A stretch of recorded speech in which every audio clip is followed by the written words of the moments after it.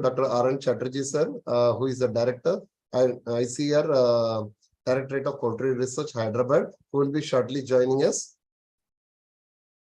And we also welcome our vice presidents of the society, Dr. Gaukare and Dr. D.K. Day, and all other executive members and participants. We all know that AHP is conducting this health webinar series since January this year. And this is the fourth series in that thing. And these webinars are structured in such a way that there will be 2 lectures in each of this webinar, one on the disease and one on the managemental aspect. So today, in the same format, today we have 2 distinguished eminent speakers, Dr. Piruthiviraj Kumar and Dr. Mahendra Chaudhari. Sir, both are joining us because both are eminent and they have a vast experience. And we hope that we will be greatly benefited by their experience and also their knowledge. Thank you, sir. Now I welcome Dr. J.M. Kataria, sir, to give his welcome address. Thank you very much, Dr. Nagarajan. And I am happy to see so many participants for this webinar, which is 4th in the series. And we are very lucky to have learned speaker, Dr. Piruthiviraj and Dr. Chaudhari, Mahendra Chaudhari, for this. And Dr. Piruthiviraj will be talking on metapneumovirus. And Dr. Mahendra Chaudhari will be talking on management of critical issues of brooding in broilers to ensure better health and performance.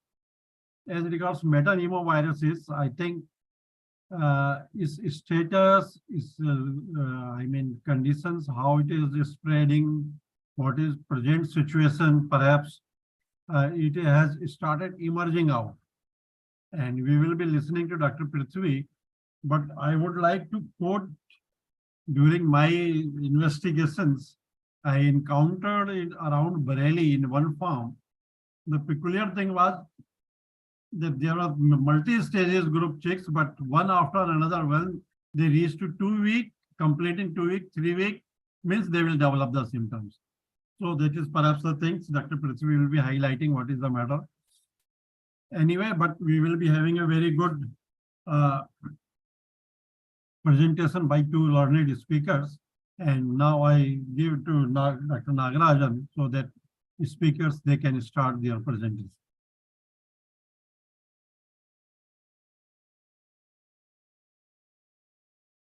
Thank you, sir. Thanks for your welcoming the guest speakers.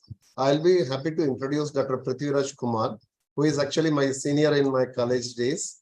And he has been associated with the animal health profession for the past 26 years in various areas of vaccine development, customer support, GMP, and disease control programs. He has many credits on bringing out successful vaccines against FC, IB, ND, IBD, IBH, SG, MG, and Coryza, and efficacious vaccination regimen during his association with the various corporates. After his postgraduate degree in veterinary microbiology from Namakkal in 1996, he worked with Indovax, followed by MSD and Globion in various capacities in the areas of quality control, R&D, and veterinary service and manufacturing areas of poultry vaccines. Currently, he is leading a young team of microbiologists in poultry diagnostics, especially molecular spheres at Messrs. Insalus Biosolutions India Private Limited, Bangalore. He is also a member of expert working group of Indian Pharmacopoeia Commission since 2010, with a mandate to constantly upgrade IP, Indian Pharmacopoeia, to meet the emerging challenges in India and bring it at par with global standards. I would like to welcome Dr. Piruthiviraj, sir, to please present your presentation. Thank you. Thank you, Dr. Nagarajan, for your introduction. Let me share my screen.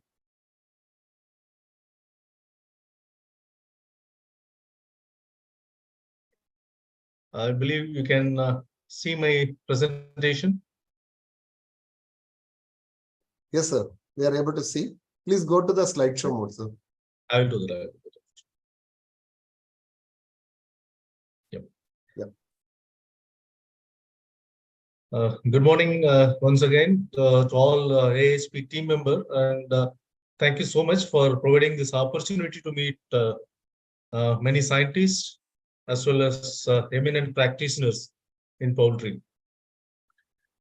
Today, I will discuss about avian metapneumoviruses in poultry, but precisely I will restrict only to breeders because this can also cause problems in broilers and layers too.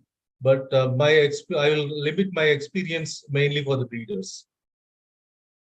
See, we had a breeding farm, a large breeding farm where the all-in all-out systems were maintained, but particularly between 28 weeks to 38 weeks, where the peak production, the performance of the breeders are peak, be the egg production or hatching egg weight or hatchability in all those parameters.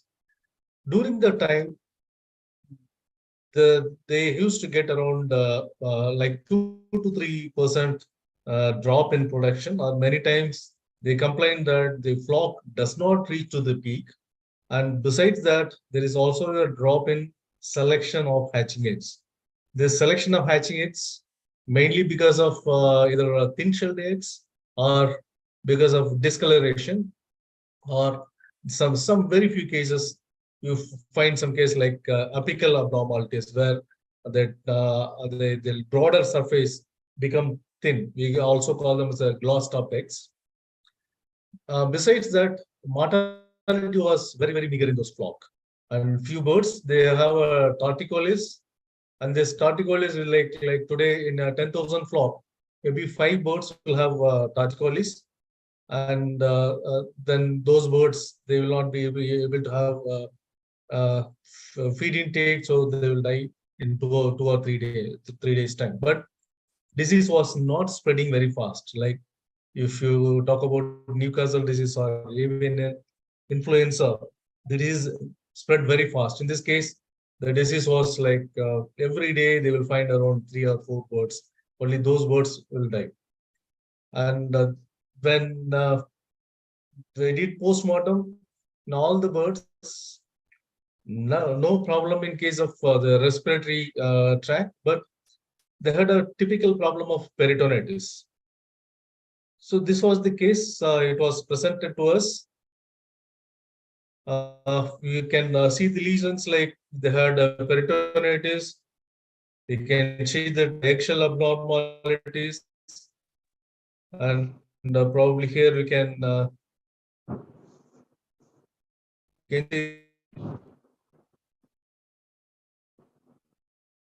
find different colors, and these eggs are not fit for hatching.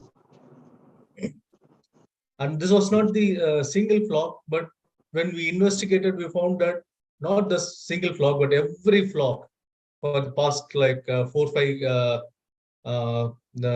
like maybe to 4 5 previous flock, when they do not, if you consider this is the peak production,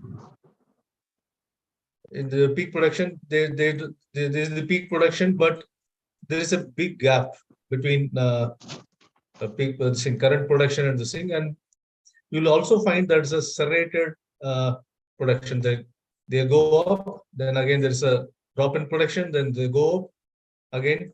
It will be there, the production. But somewhere around week 38 or 39, they almost reach to the regular or standard production curve. But the loss during this period was quite huge, and they were losing around 5 to 8 hatching eggs per 100 breeders. It was happening for the last 4 5 flocks.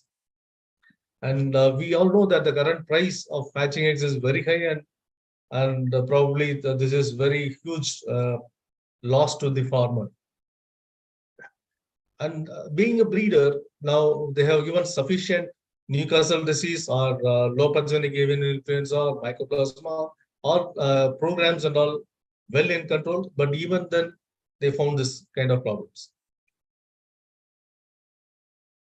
So when we say the respiratory disease, based on the history, we have suspected, because it is a slow onset and slow spread, And so these are the diseases we have suspected, either mycoplasma or borderella or chlamydia associated with mycoplasma or avian influenza. But there is also a case like there is a mucus and debris and in the some cases in trachea.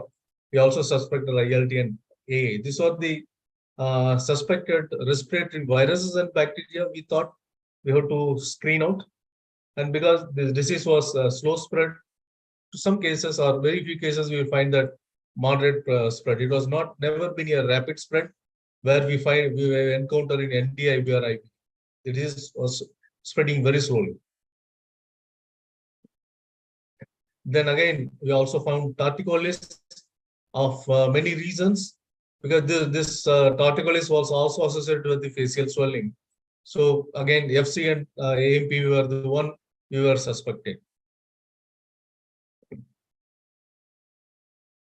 Then we had a chance to see the serology in these flocks. We found the younger birds, when they receive till 18 weeks or 16 to 18 weeks, the antibody titers were negative. But as the age advances, when the flock reaches around 20 weeks or 25 weeks, there is a seroconversion in APV. These birds were not vaccinated for APV, but presence of antibodies indicate there is a chance of APV circulating infection of APV.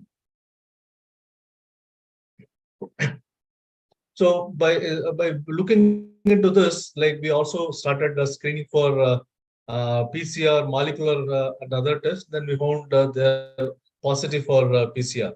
So nowadays the APV has become one of the important viral diseases, because as we control major viral diseases like influenza, ND, and IB.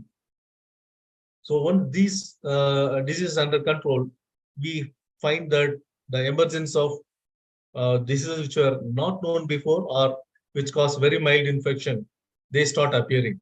One of such diseases, Avian Metapneumovirus. This disease is very severe in case of turkey, but unlike turkeys in chicken, the disease expressed in very mild form. You will find respiratory infection or nasal discharge only for 5 to 10 days. After some time, once the days or 10 days post vaccination, the birds start recovering. So many times, what we do, we miss out avian metapneumovirus infection. By the time we visit and we take history and we start investigations. But this disease also causes peritonitis, where the disease is it's continuing for quite long time, around 4 to 5 weeks. It is seen in the when it affects the reproductive tract. This is not a new virus. This has been isolated as early as 1980 in South Africa. Then later it was found prevalent in Europe. Initially, it was considered as avian pneumovirus, but later it was classified as avian metapneumovirus, because there were some human also there were pneumovirus. So earlier the thing was avian pneumovirus. Now currently it has been classified as avian metapneumovirus. Since there was also similar virus in human, is called as human metapneumovirus, HMPV. There are 4 subtypes seen based on serology and molecular biology. In this, type A and B are very common. In fact, type B was prevalent in Europe. Then A started emerging. Somewhere then in US they found emergence of type C in US. Then now even in France, Korea, and China also there are recent report that subtype C is prevalent. Subtype D all seen only in France now. But if you see that A and B are quite very common in many of the countries.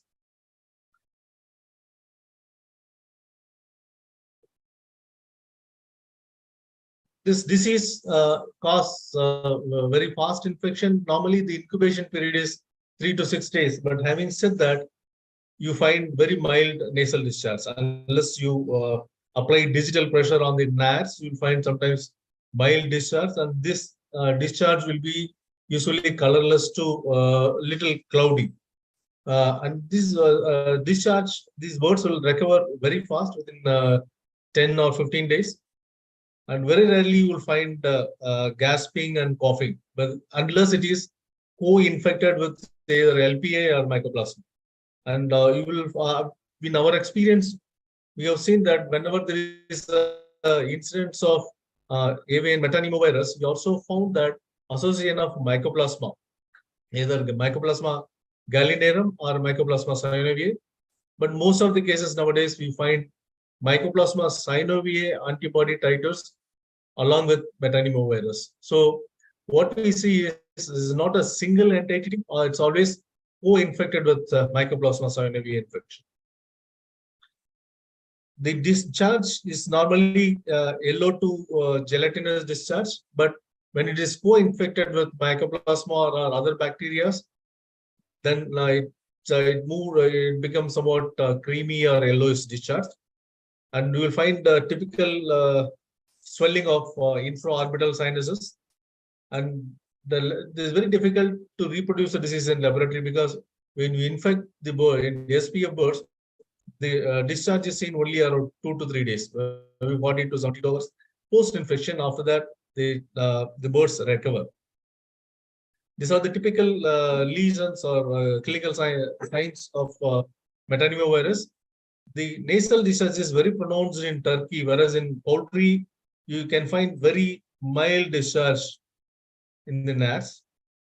And you will also find the swelling around the orbital areas. When you cut open, you'll find sometimes gelatinous or purulent or mucoid reactions around the gnats or even the orbital sinuses.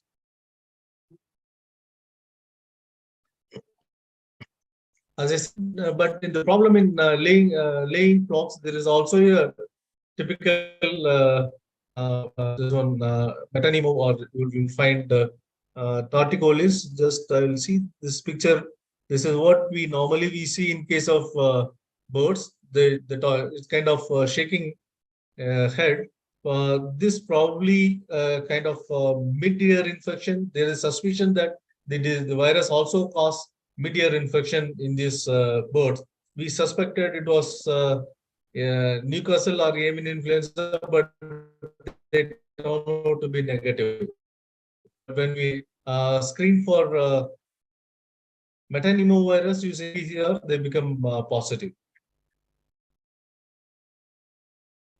This condition was supposed we have seen between 2014 in those breeder flock, but that time we also started screening metapneumovirus in other flocks.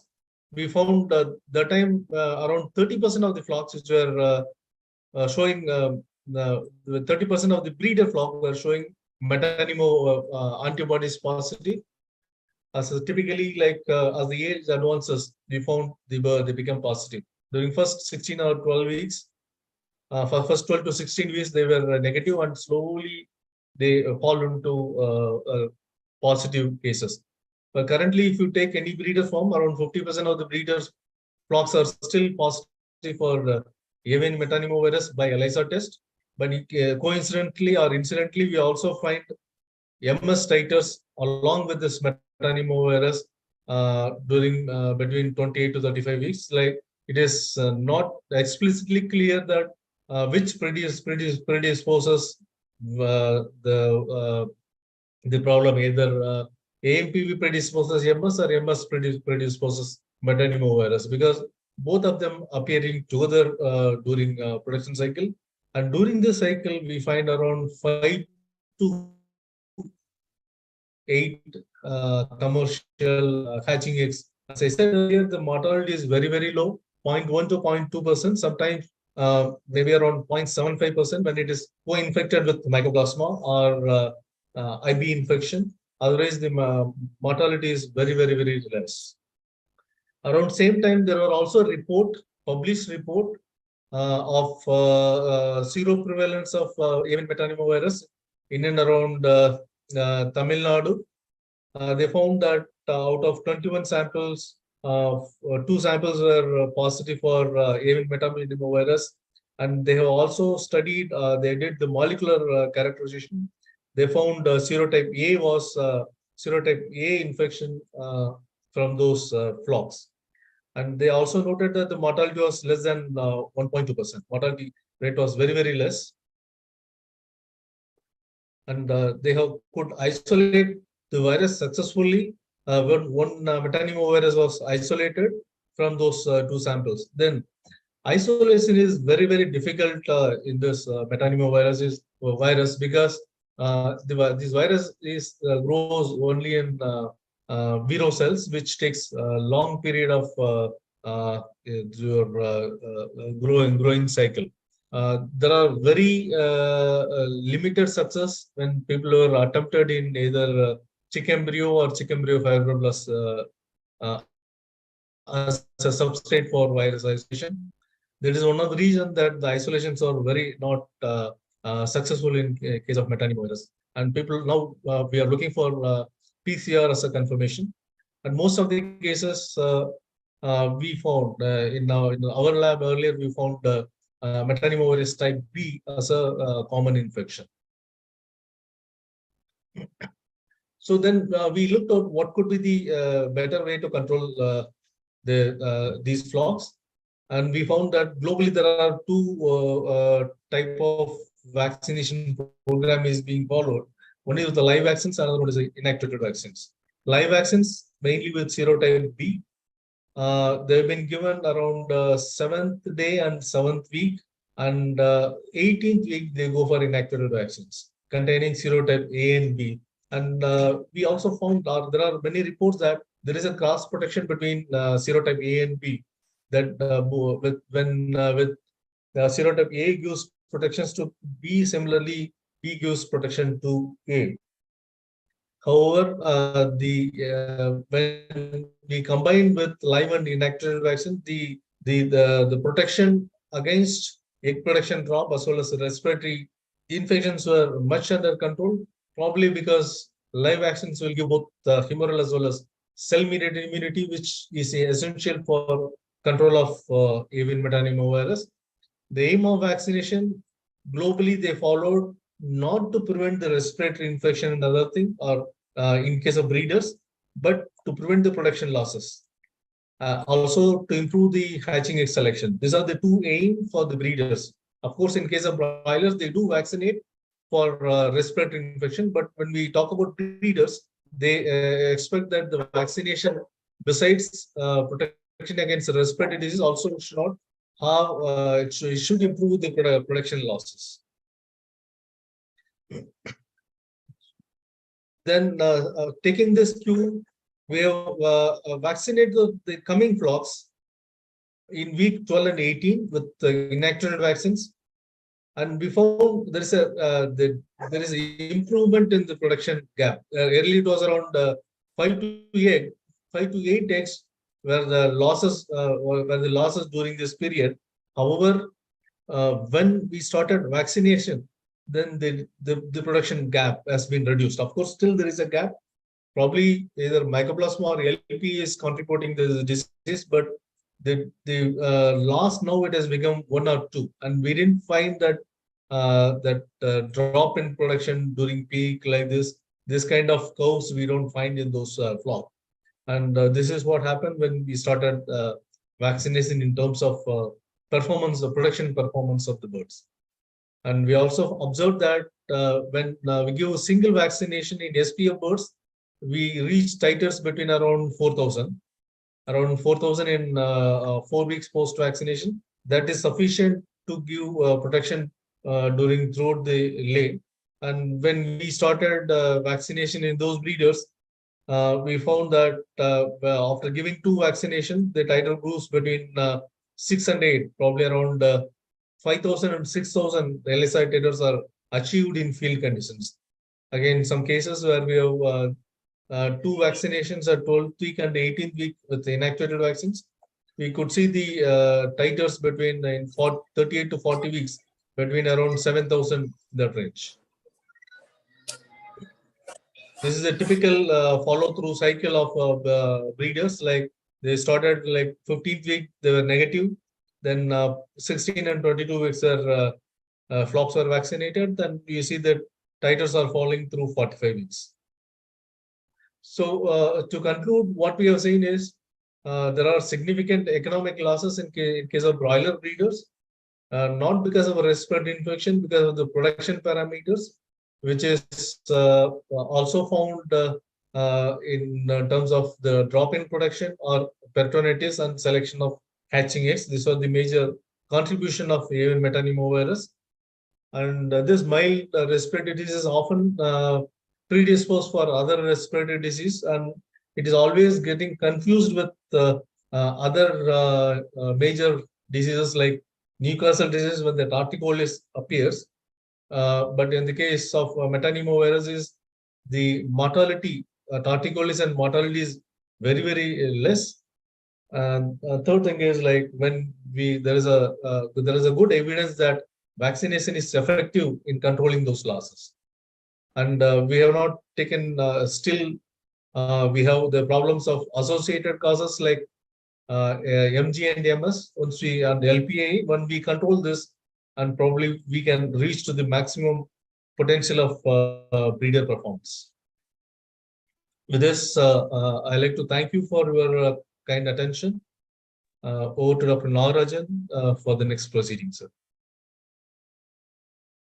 Thank you, sir, for the excellent presentation and very informative. And it's also very field oriented, and hopefully it will be useful for the field veterinarians who are here. And also from the research point of view, where it will also contribute to the increased awareness about this particular disease, which many people may not be screening as a first choice. So thank you so much, sir, for creating such kind of an awareness and bringing its economic importance to the audience.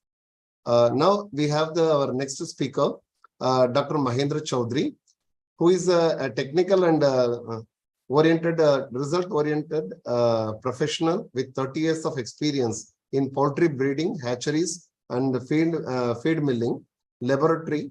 And he entered into the consulting business from 2013 under the name Poultry Tech Solutions and providing consultancy in many countries in South Asia. He has completed his BVSc and animal husbandry and did his post-graduation MVSc in animal nutrition from Mumbai Veterinary College. From Mumbai Veterinary College. And he has also undergone training in Arbor Acres School of Advanced Poultry Technology and Management and Hatchery International Training course. He has experience and scope for extend services for grandparent farm, hatchery designing, biosecurity and health control planning, farm management, hatchery working, etc. Parent farm hatcheries, designing, biosecurity and health control planning, broiler farming, integration and small scale processing, feed mill up to 40 tons TPD, and laboratory working, health control programs. And he also can give the services for training people in various areas like management, disease, hatchery and laboratory, troubleshooting and studying problems and finding long-term solutions on issues that arise. Then designing, operating and environmentally controlled house, training and troubleshooting, auditing farm, hatcheries, feed mill, EC house with possible solutions to upgrade situation, developing record systems, auto calculators, CV, uniformity, feed formulator and Excel-based programs. So we welcome warmly Dr. Mahendra Chaudhari, sir, and hope to listen from him the basic problem of brooding in broilers. Please, please present your presentation. Yeah. Thank you, sir. Dr. Nagarajan. I hope everybody can hear me. The voice is clear. Yeah, it's clear. Hello?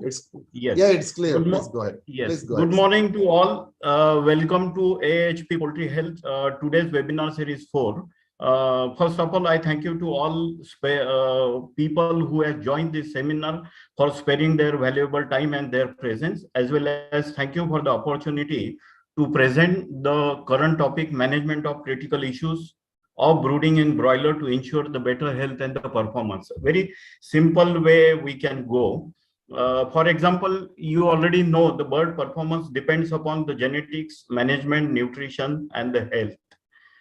Genetics is probably the driven factor where we get a set of package wherein 80% of the bird performance depend upon.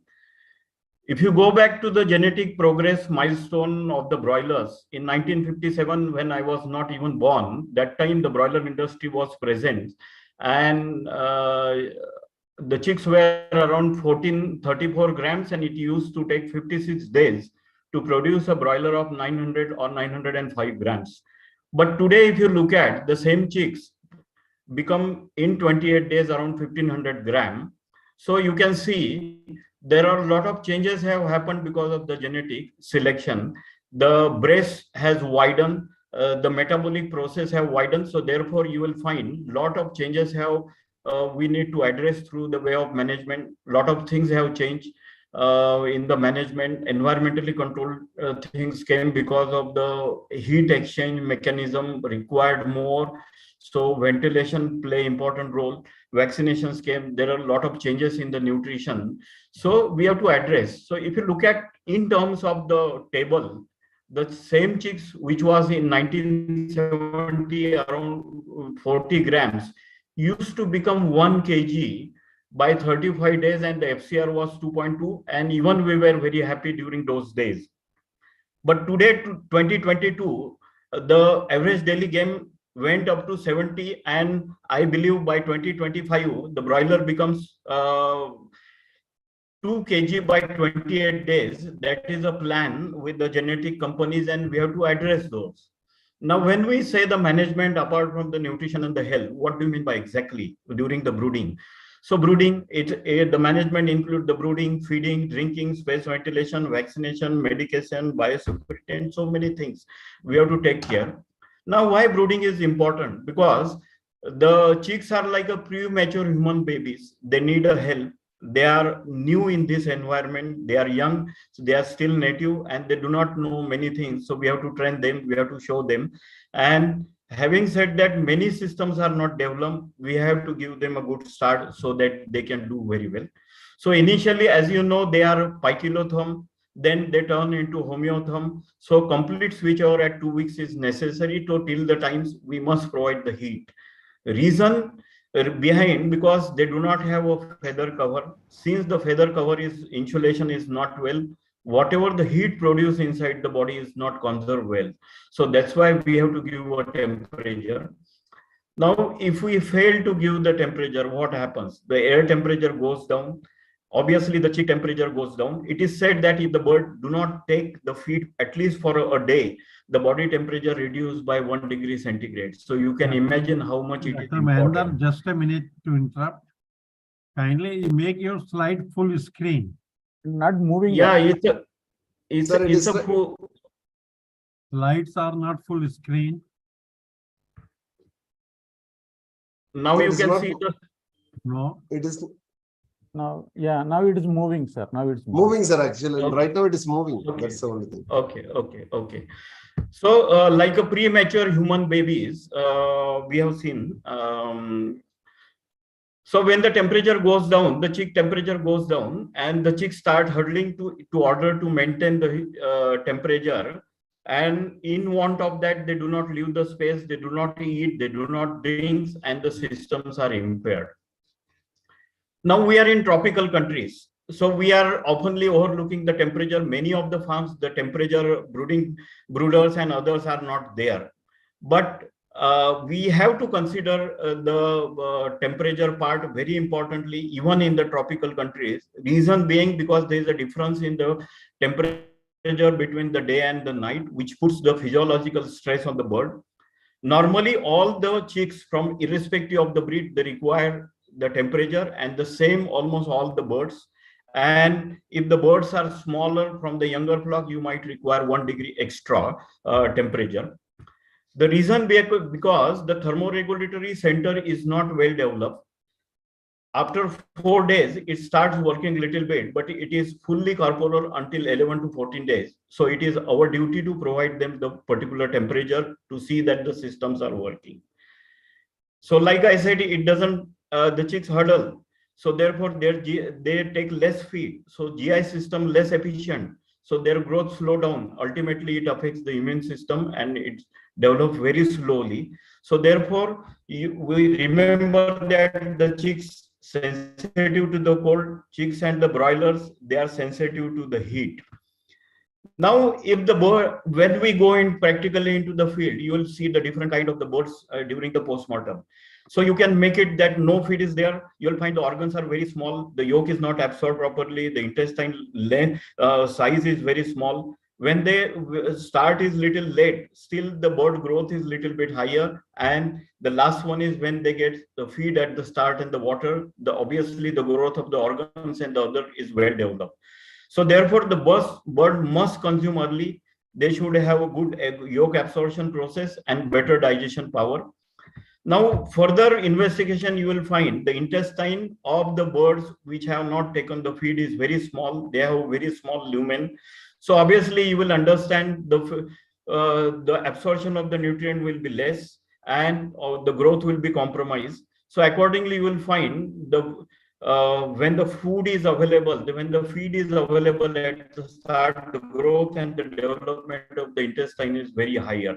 So these are all the things very important when you do a postmortem, and you can analyze not only based on the farmer decision, but you can make your own decision what are the actually happen in the farm. Like when you visit to a farm, look at the drinker level, water level, feed droppings, and that gives you a correct idea whether the temperature is maintained or not. The birds can tell you. For example, sometimes we see a white legs. Sometimes we get confused. Of course, if you see the M99 male, you will have the white shank, which is preferred in some of the countries like Bangladesh, but not in India. So whatever the breeds we have having a yellow shank.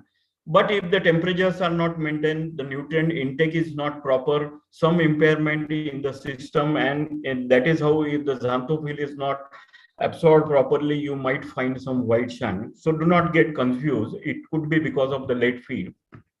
Remember, delayed chicks do not catch up. If you are delayed, the feed chick start is 24 hours delayed, they will never catch up. You will have a difference of 40 to 50 gram all the times, and which will be continued. Effect of delay feeding, suppose sometimes the chicks are lying in the hatchery, they do not get a feed.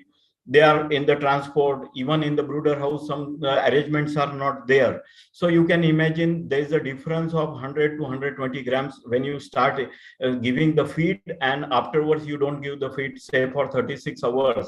So you will have a difference. And today's broiler economics, this is very important that every second of the birds you must utilize. A lot of research have been done. If the feed is delayed, it affects the bursa weight also.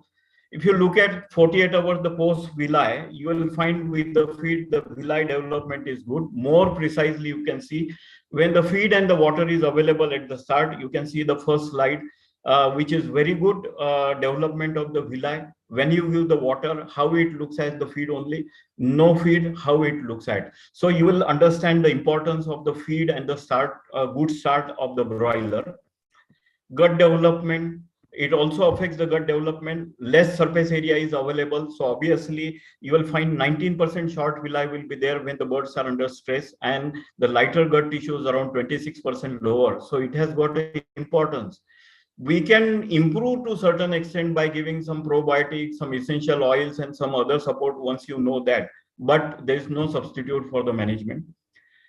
Because of the genetic gains in the growth rate, the brooding is steadily increasing in proportion to the total life of the flock. Say to crazy lifespan, if you consider, you will find 1975, the birds were sold at 64 days. Later on, it became to 56, 45. Even today, you achieve the weight 31. So you can imagine total life of the span, 36% of the time is now being spent in the brooding. In 2025, it will reach to 40. So there is a less time to get out of the troubles. That is how the brooding is very critical. Now, if I look at the different way. 34 days means 744 hours. Now it is like incubation in the hatchery, 544 hours, 508 hours, like that only. So 264 and 336 hours of brooding.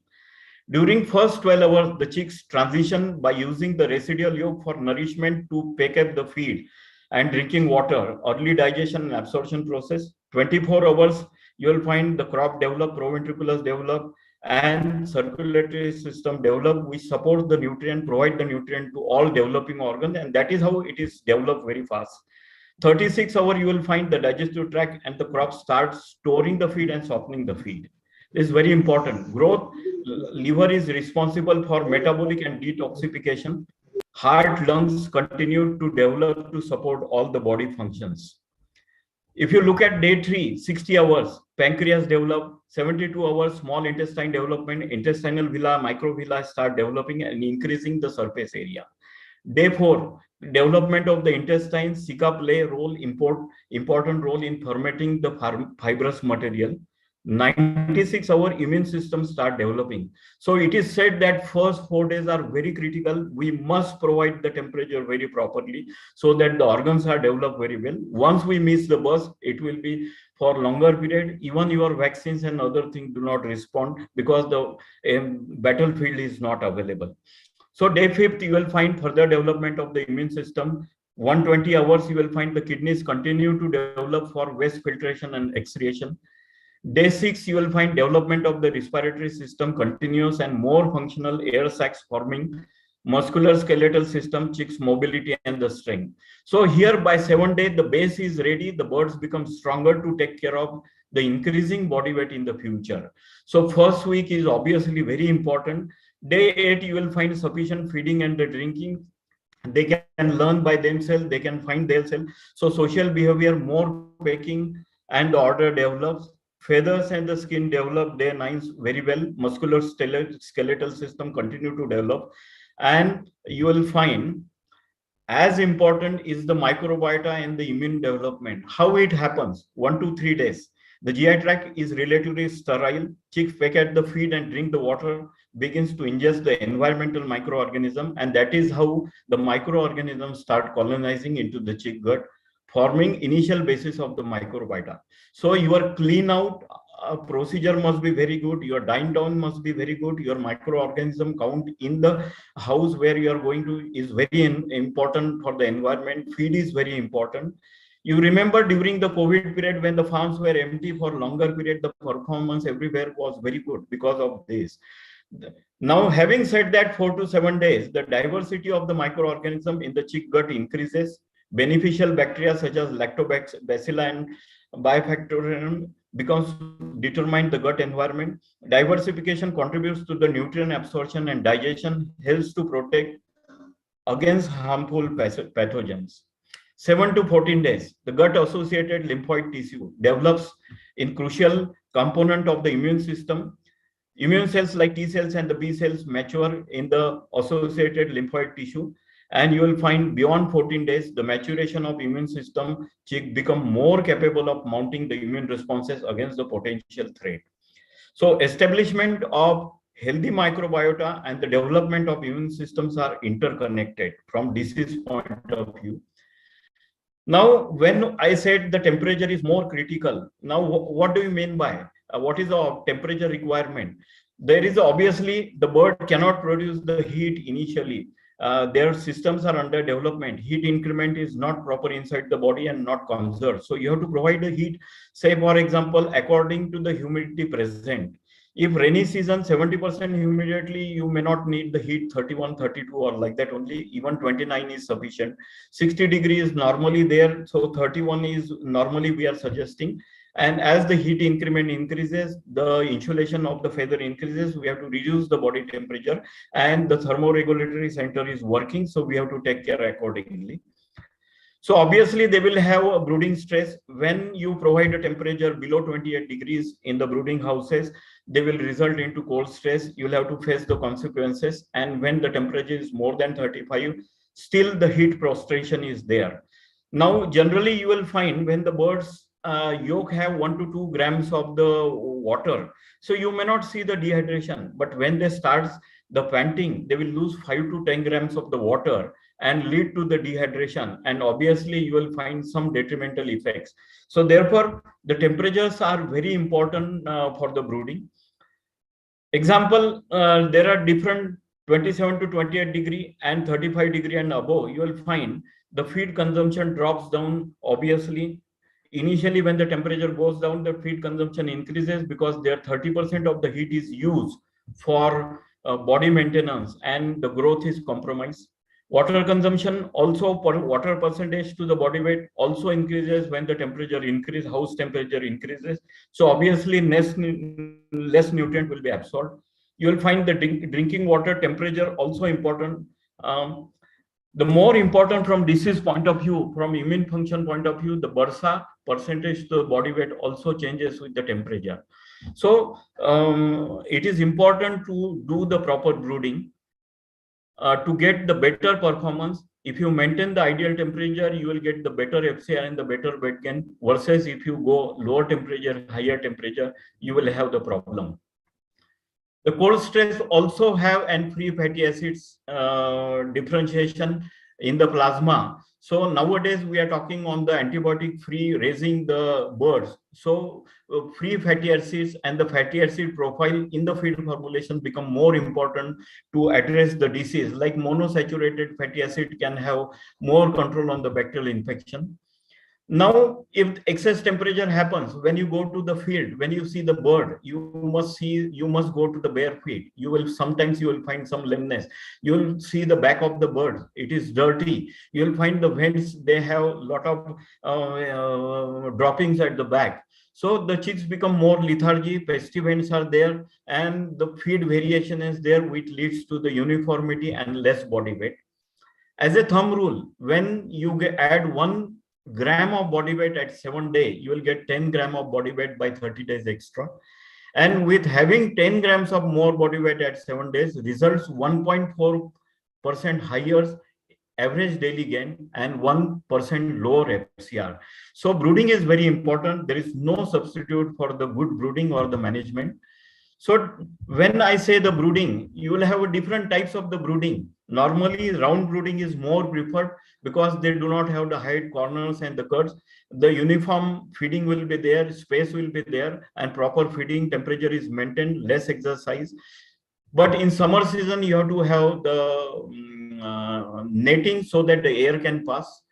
During winter season and other places, some people, they prefer the double curtain. Some people, they use the partition curtain to have the less brooding expenses, and the ceiling curtains to get the better results at the brooding like this. So you will have the less heating expenses, because the broiler development is more important, as well as to reduce the cost of production is more important. So therefore, we have to adopt certain principles wherein we can reduce the cost.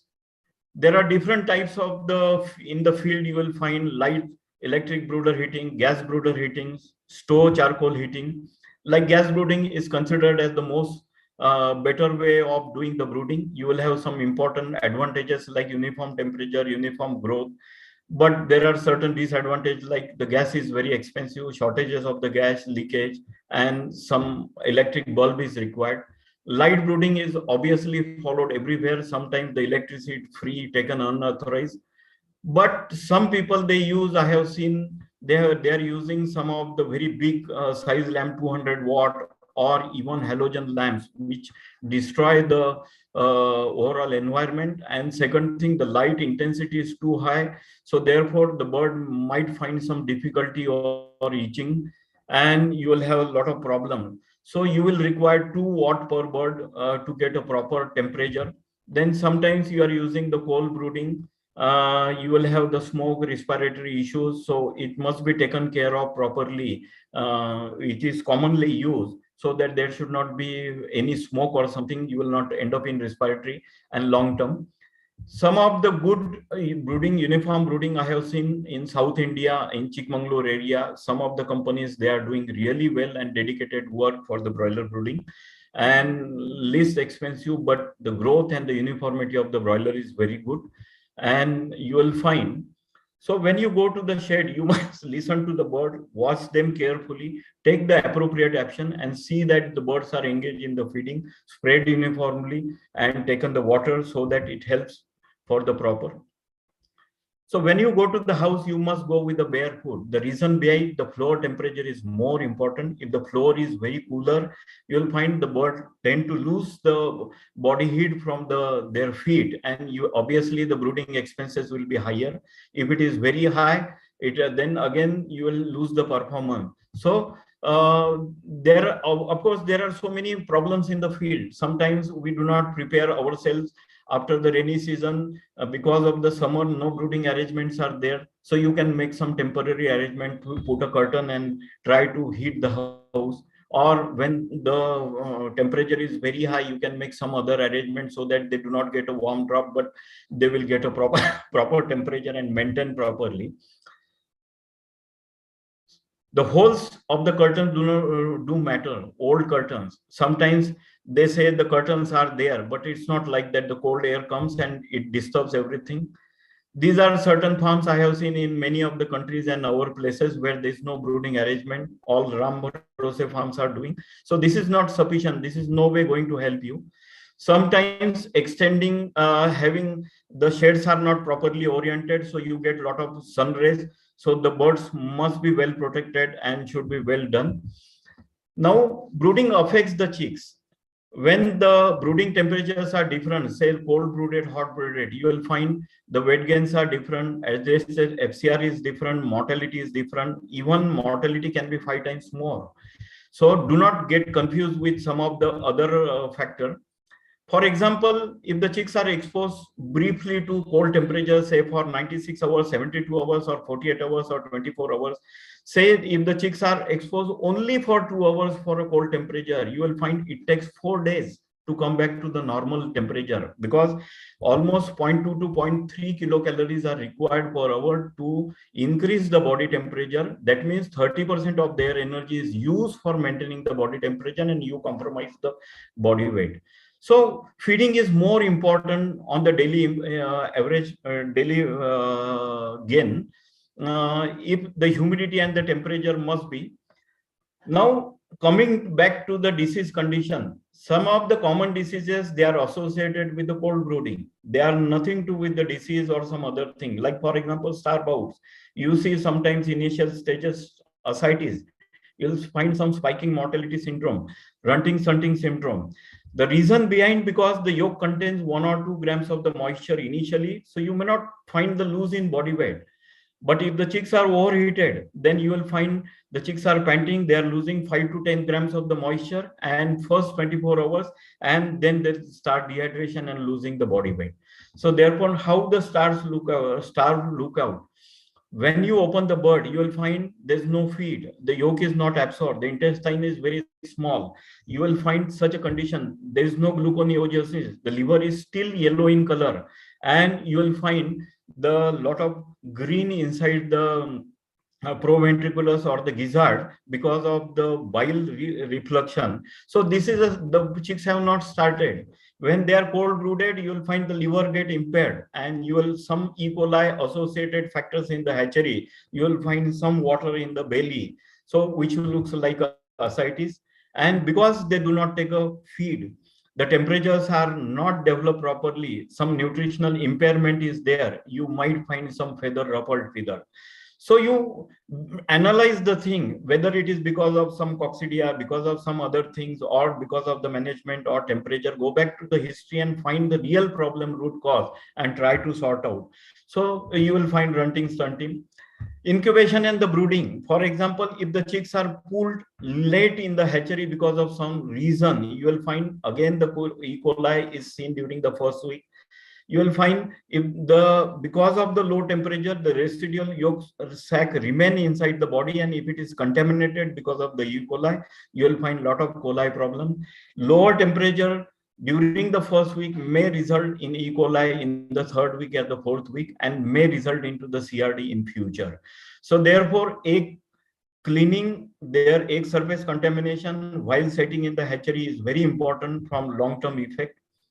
You will find the mortalities due to chilling. when you go into the farm, when you open, you press the nostril, you will find the froth or the mucus, which indicate that the temperature is lower and they are being chilled. You will get some water and ultimately it result into respiratory problem because the cilias are damaged and you will find the E. coli harbor through environment, maybe through some other, and result into C. coli.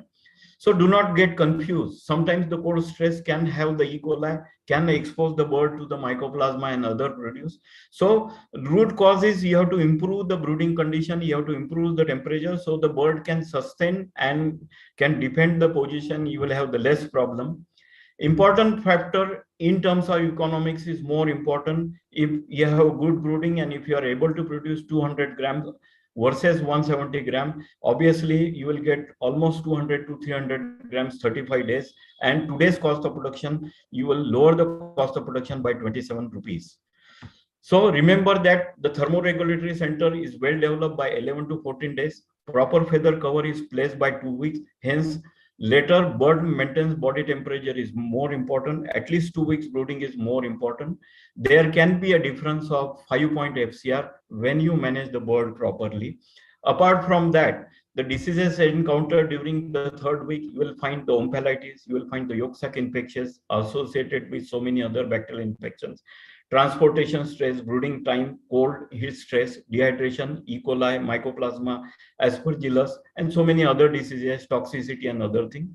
The 90% problems are generally due to management origin and hardly 10% problem due to diseases, which I learned into the University Connecticut with the Montefiore. Otherwise, being a veterinarian, I used to concentrate first on the diseases only and later on the other factor, but which is not true. If you go back to the root cause and see the factors very clearly, you will end up in so many other things you need to take care of.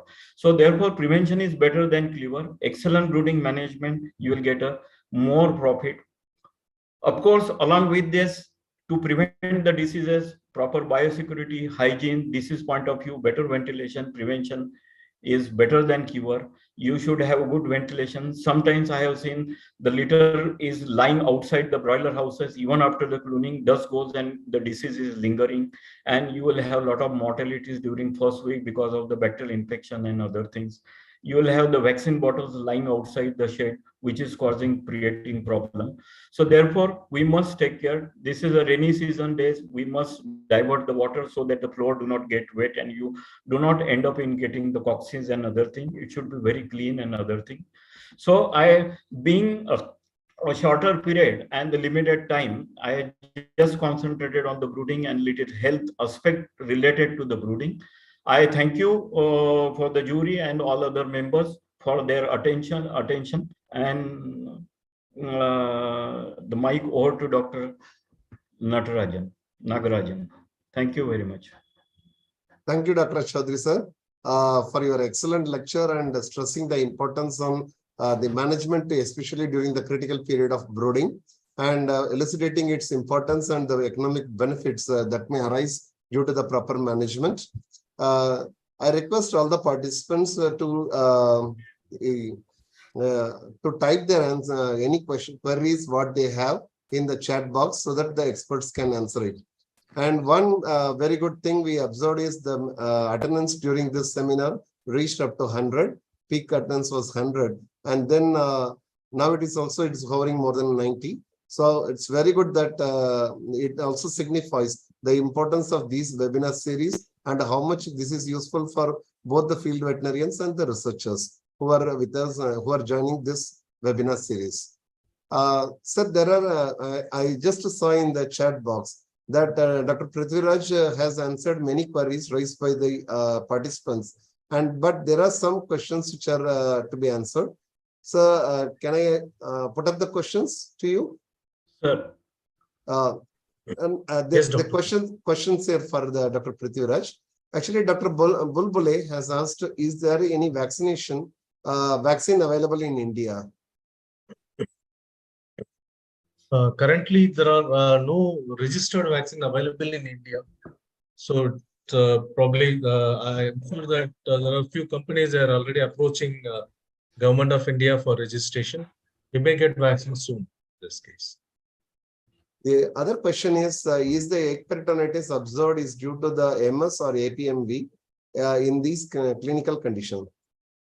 Doctor, in many cases, you find AMPV associated with E. coli.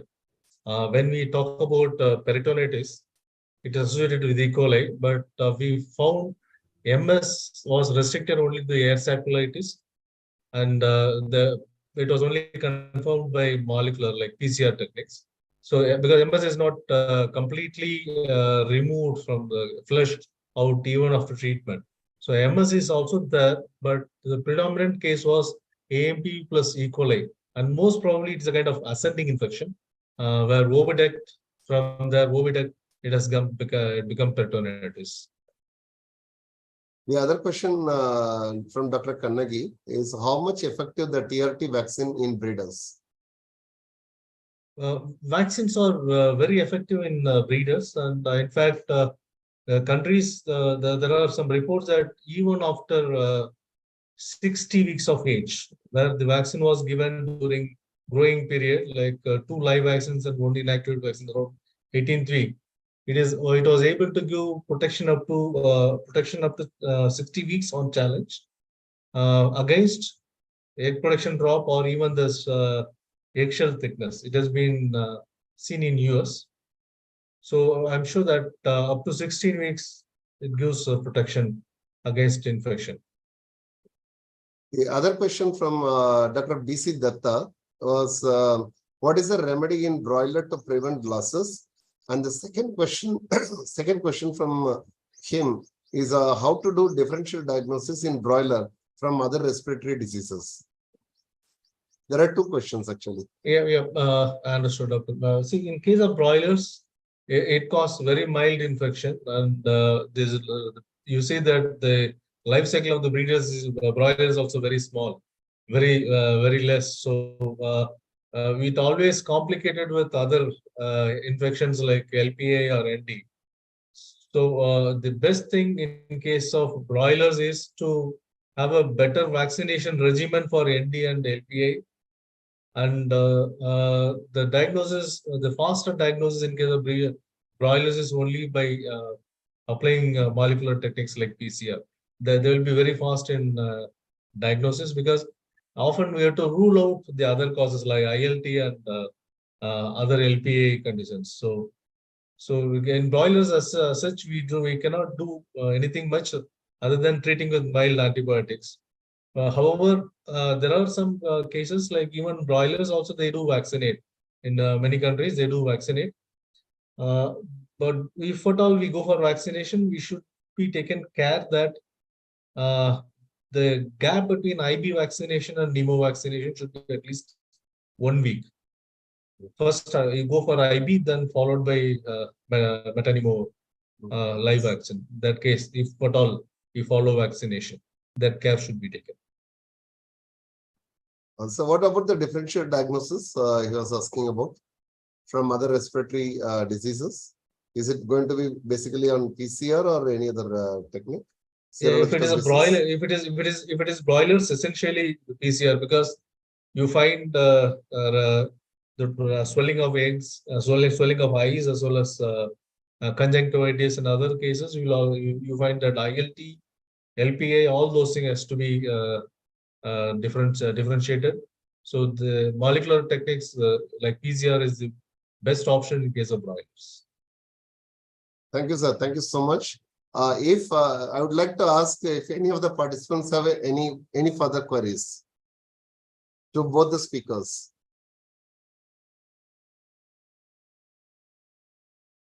Just one more question. Can we say APMV is self-limiting if other respiratory infections are under control? This is, I think, asked by somebody. Yeah, we have seen in case of laboratory experiment, the disease itself is self-limiting within 10 or 14 days. But under field conditions, this is very difficult because always there are LPA, MG, MS, or even E. coli in the field. We have seen that even with IB vaccination itself will increase the susceptibility of the birds. So self-limiting is a wishful thinking in case of field. So only laboratory we can say that. So better to go for prevention in case of breeders rather than think of this one self-limiting, the recovery and other things in this case. Thank you, sir. Dr. Nagarajan, Yes, sir. can I have some clarification from Dr. Piruthiviraj? Sure, sir. Please go ahead. Yeah, Dr. Piruthiviraj, my first query is I want to know what is the status of this PMV in India? Yeah, in case of right, doctor. So AMPV is the prevalent in almost all the flocks, but right now because of economic losses, we mostly focus on breeders. The losses we see, like one hatching egg today cost around average cost around 20-25 rupees. In a life cycle, if the loss is around 10 eggs, almost 500 rupees per hen they'll be losing. So there is a more focus on breeder management, and we have seen around 50% of the breeders today are having seropositive for metapneumovirus, where there is no vaccination, only these antibodies come from exposure, and this exposure, this antibody rise and antibody titers also associated with the clinical signs, clinical problems like production drop and that eggshell abnormalities.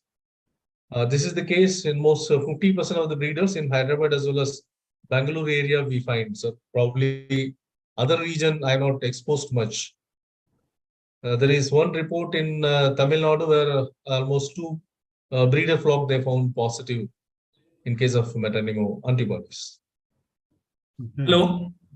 Yeah, this is the, I just, when in beginning introductory remark I mentioned, some 15 years back, of course, I observed this thing in an isolated farm, which Yes, was very quiet interior. There was no poultry surrounding the farm for many kilometers. There is no poultry farm.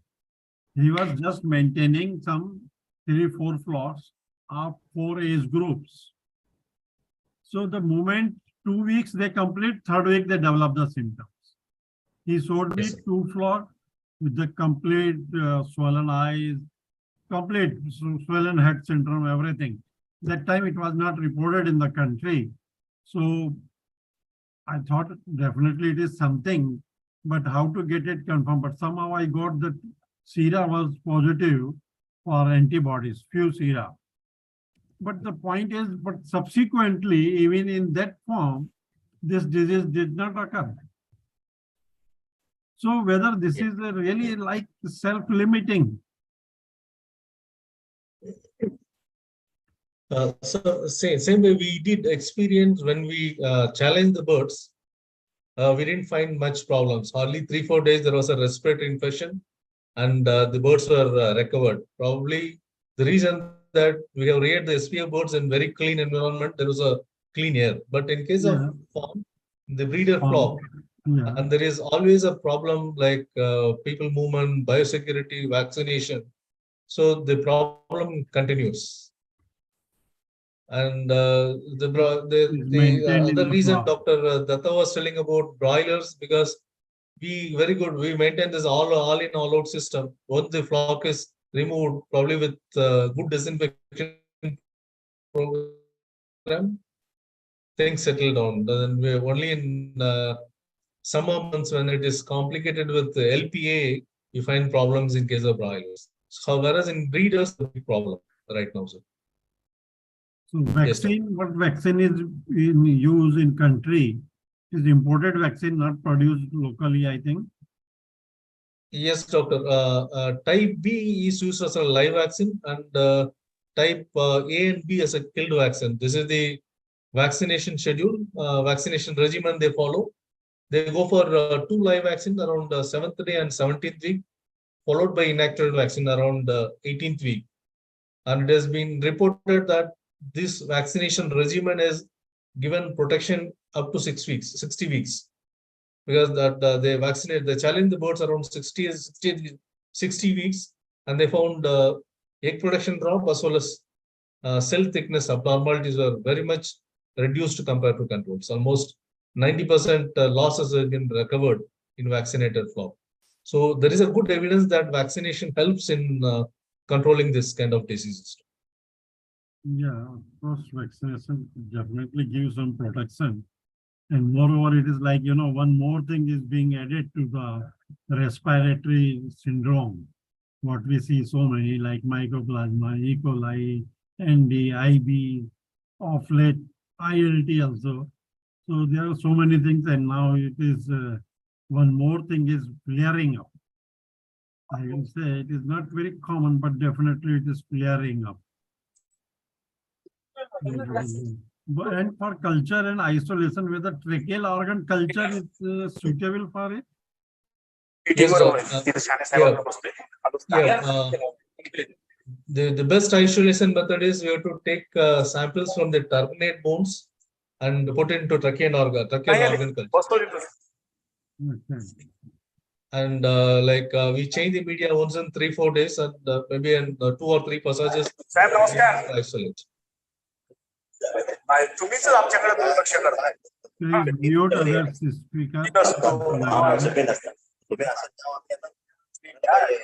I requested Dr. Prabhakar to please mute lines. Yeah, please go ahead. So there are also attempts of isolation in thick embryo fibroblast as well as thick embryo and vero cells. Out of this, vero cells give a better recovery of the virus.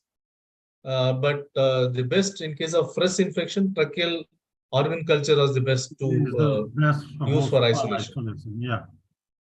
Thank you. Thank you for nice presentation. Yeah. Thank you, sir. Thank you. So one question in the meeting chat box for Dr. Chaudhari is the chicks received at farm.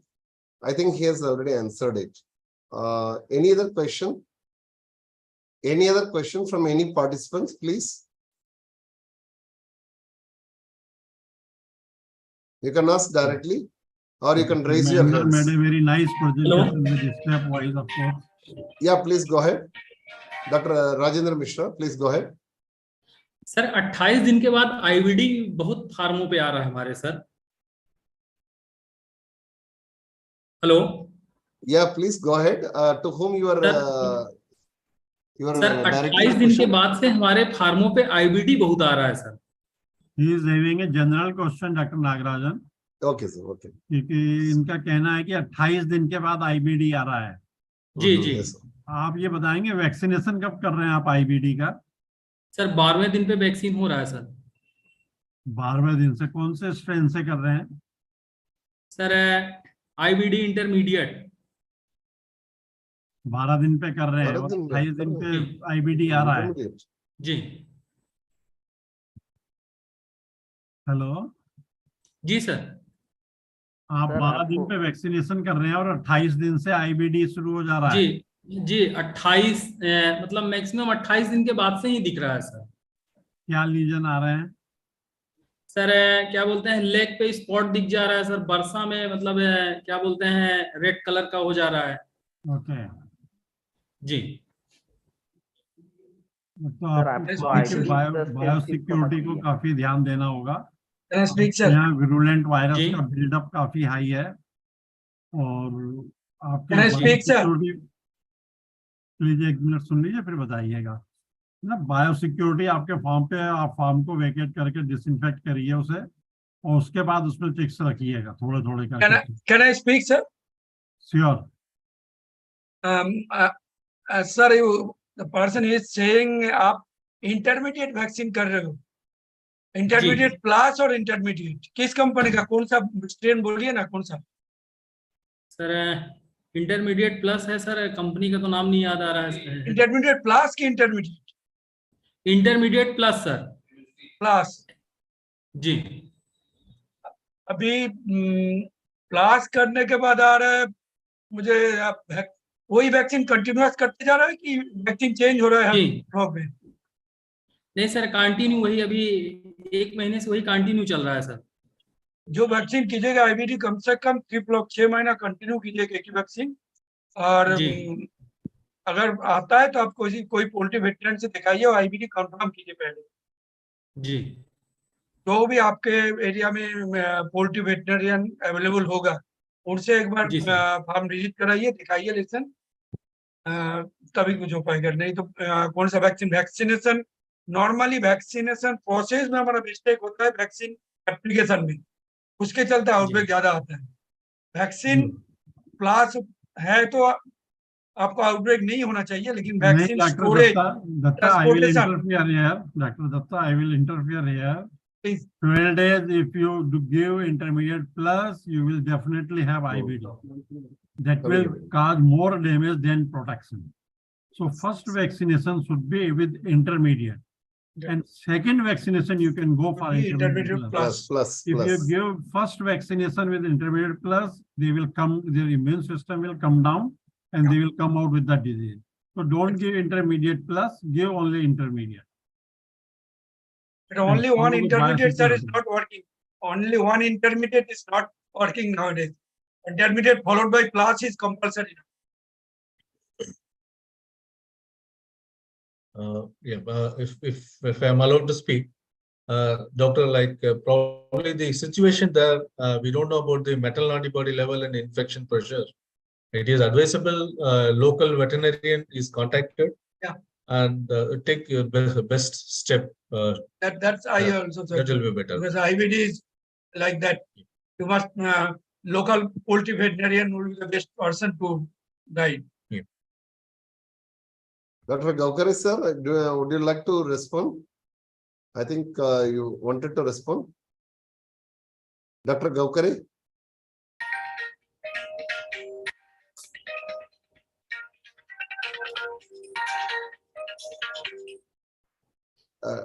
Doctor, please, Rajendra Mishra, please mute yourself if you have any other further query.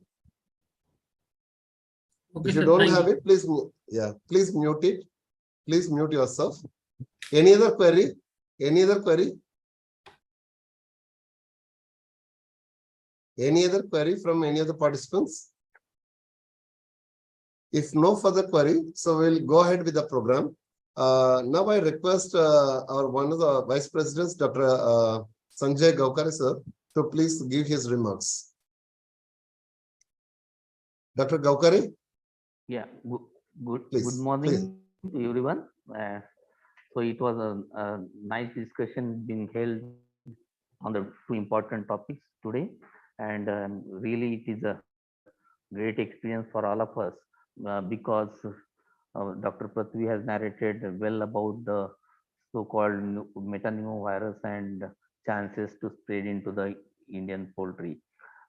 We have to keep a close eye on this aspect also, and this is one day it may have one more threat for our industry. So definitely it will help us to keep proper control on such diseases and so forth. So it was nice interaction, and it was a nice presentation by Prithvi has given on this topic. Another important aspect, rather than only the health issues, Dr. Chaudhari has mentioned about the typical managemental factors which is to be looked for a better preparation of a bird itself to face the upcoming challenge in the field. So these are at most important, and generally it is being neglected by the poultry farmers. So, and thanks very much, Dr. Chaudhari, for highlighting this important factor. So that's to we educate our poultry farmers to how to prepare a brooding shed, how to take care of the brooding as well as the growing stage. Definitely helps to combat the many challenges. And overall, the today's presentation has given a very insightful thought process to how to face these challenges, coming challenges, and maybe to counteract such problems, we have to be ready. Thanks very much, and I will very much thankful Dr. Kataria, Dr. Reddy Saab, Dr. Nagarajan to conduct very well organized program. Thanks very much. Thanks. Over to Nagarajan. Thank you, sir. Thanks for your nice remarks. And since Dr. D.K. Day could not join with us today, so we will proceed with the concluding remarks by the President AAHP, Dr. Kataria. Kataria, sir. Chaudhari sir, please. Chaudhari is not there. Dr. Reddy? We engaged with some other program, sir. Okay, okay.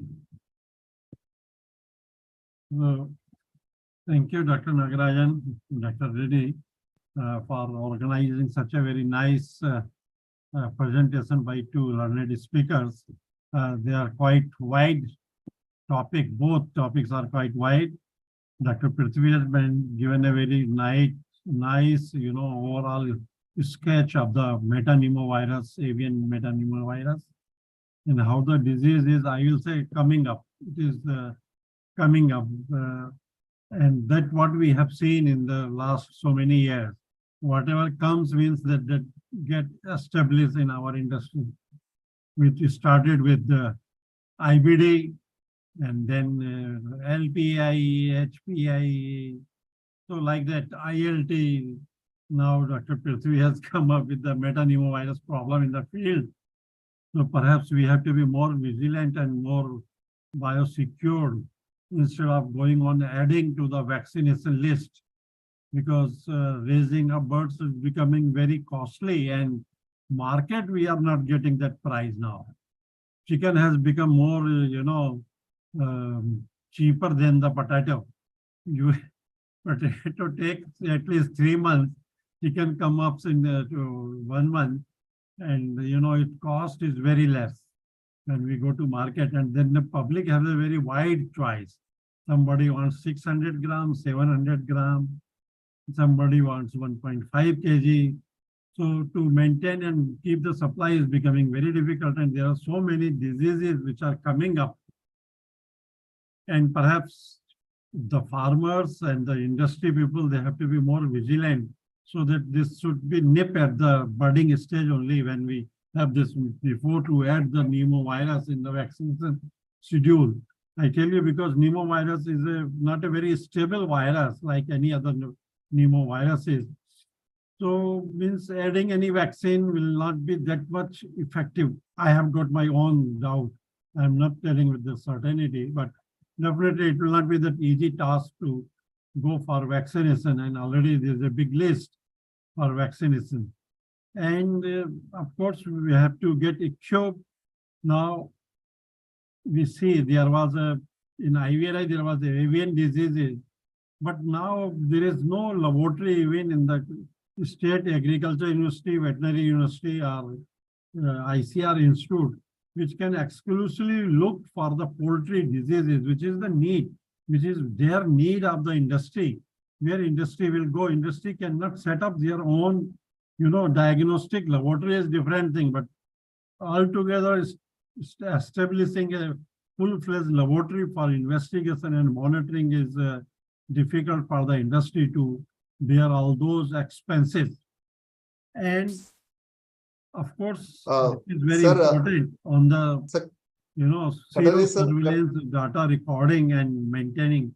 What ICAR-DPR has started a project, but it takes its own time to come up to that level that every data will be put into there and it will be good. But that is a problem. And we have to, industry has to organize and go with this. And Dr. Mahendra presented very nice.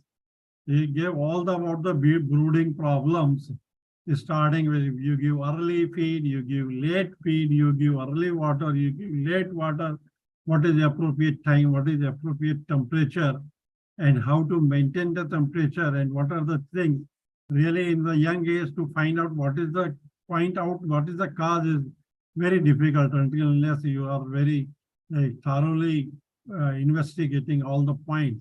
But he made very good presentation, and I think for the industry and farmers, this will be a very good thing to note it down and make the point that where we have to do for the winter, for the humid like this in North India. This is very humid, very humid. You even in morning you go 5 o'clock walking, you will be all sweating like anything. There is no sun, but you will be sweating. It is so humid here. And in winter, how is the north?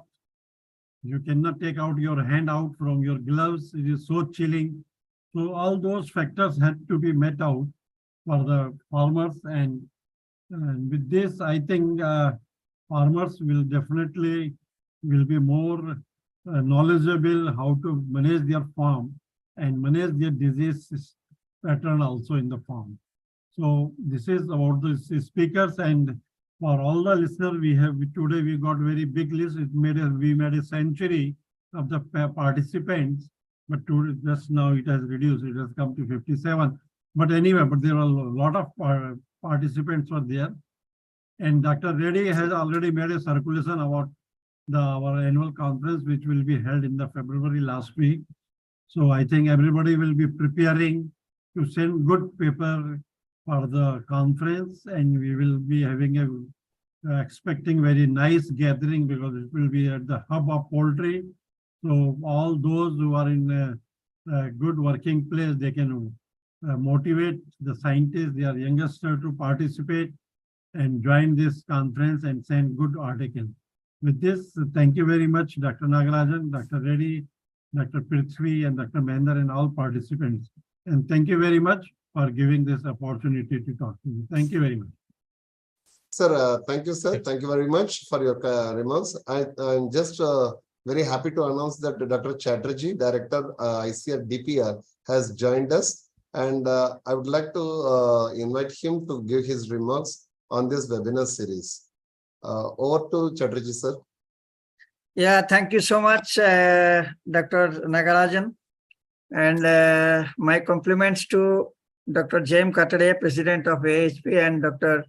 M.R. Reddy, my colleagues from this institute, as well as colleagues from NISAD and from the industry. So both the topics, of course, I was not here because there was another program of NAS that was going on.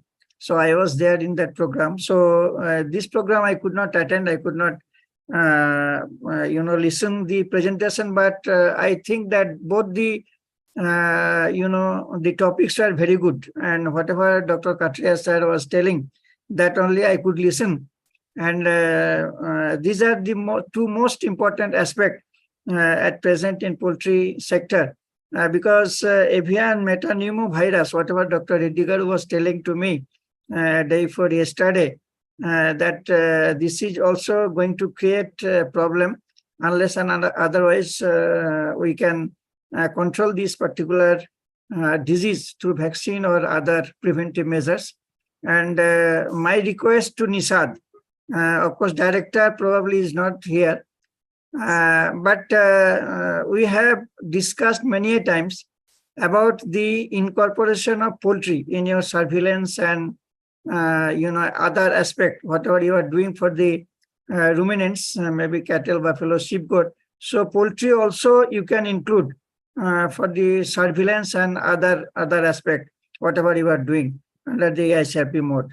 So that will be better. Of course, in a small scale we are doing from our institute, but that is not enough. So we need better forecasting method for different diseases, particularly say avian influenza or emerging and other re-emerging diseases, whatever it is coming in this country.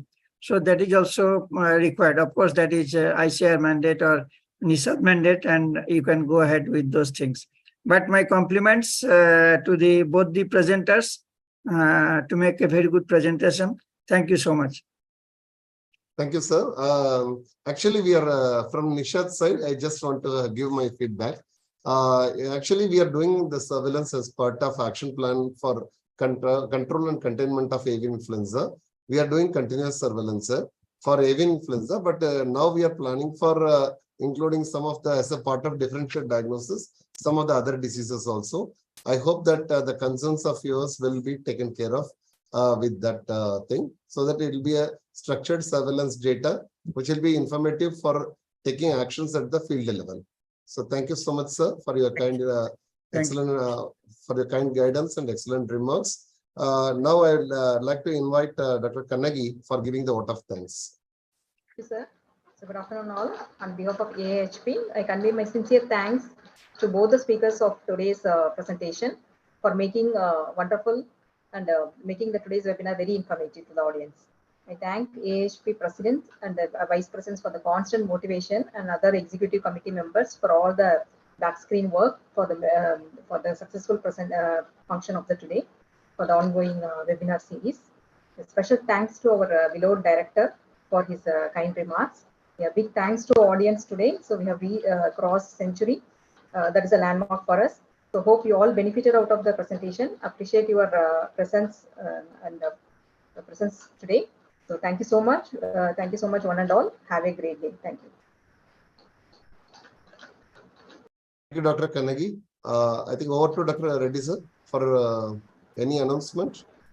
Because now able to hear. Yeah. Please go ahead.